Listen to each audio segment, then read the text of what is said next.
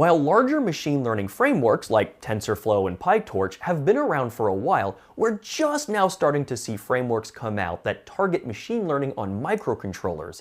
Felix, a firmware engineer at ARM, will explain how these frameworks can help machine learning algorithms run more efficiently on embedded systems. Thanks, Sean. Let's begin with why the machine learning story around ARM Cortex-M processors is important. We have more than 52 billion shipped units, and enabling them with machine learning capability opens a whole lot of new possibilities for the edge devices. Now, you could question why now and why not a few years back.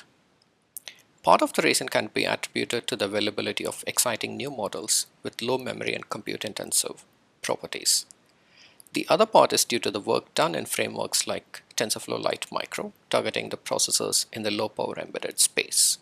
For example, a MobileNet V2 in its floating point version is larger than 3 megabytes and uses more than 300 million multiply accumulate operations.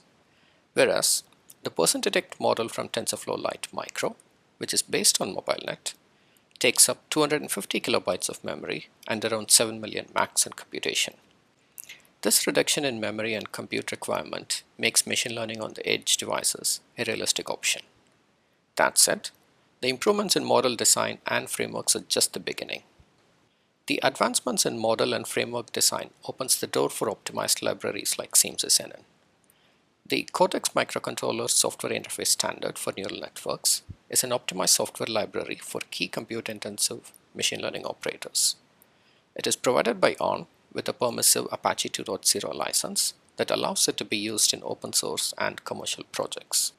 SeamSysNN supports the open source framework TensorFlow Lite Micro and is to be used together with it.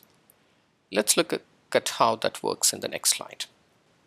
To begin with, access to SeamSysNN is integrated into TensorFlow Lite Micro. The interpreter in TensorFlow picks the optimized kernel if available, else it falls back on the reference kernel implementation. In this way, the focus remains on optimizing only the compute-intensive operators, and support for new operators can be incrementally added in SeamSysNN while still being able to run through the networks. Now, let's get on to the main topic in hand, that is optimization. Why do we need to optimize for TinyML? If we set aside the obvious user experience aspect, power and cycle constraints drive the need for optimization. Reducing the cycles for inference reduces the awake time of the processor and the system in hand, resulting in extended battery life. It also enables more complex models to be deployed within a given inference time budget. These are factors that could push an application from being unrealistic to realistic. That said, whose responsibility is it to optimize? As the proverb goes, it takes a village to raise a child. I believe everyone has a role to play in optimization.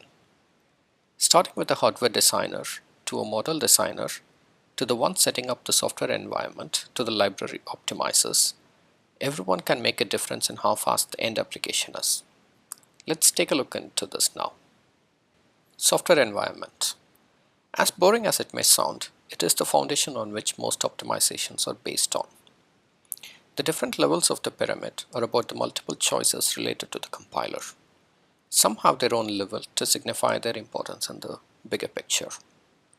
Without going into the details, things like having an incorrect build variant or a leftover compiler option has the potential to completely negate any gains from using an optimized model or library or hardware. Coming to SeamSysNN and library optimizations, let's look at what goes behind the scenes. At its core, the optimizations can be grouped as addressing the cycle-bound problem or the memory-bound problem. The first part is to ensure that the algorithm uses the processor's capability to its maximum. In its simplest form, this could be writing non-complex C code. At the other end, it could be using intrinsics or assembly instructions for cases where the compiler is unable to utilize the processor's capability.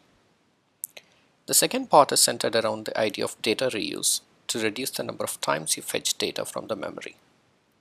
Finally, we put these two methodologies together to strike a balance to reduce the cycles for execution.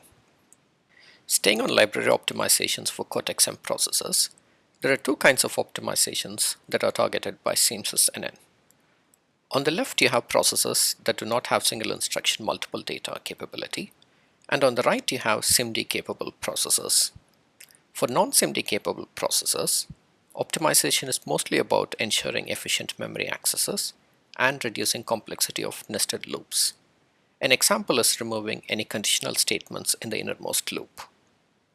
For processors which have the ability to handle multiple data in a single instruction, we additionally use intrinsics or assembly instructions to ensure that SIMD instructions are used.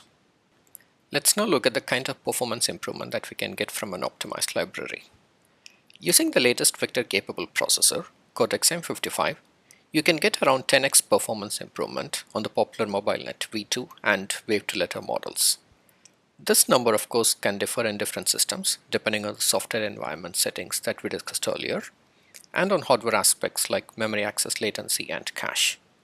The bottom line is you have an open source optimized neural network library that can improve the performance of your application to take it to the next level. Lastly, let's touch upon model optimizations. Let's assume that the model in question is 8 or even 4-bit quantized. Just that might not be sufficient to extract the best performance out of the target processor. Different shapes of tensors can affect the level of optimization.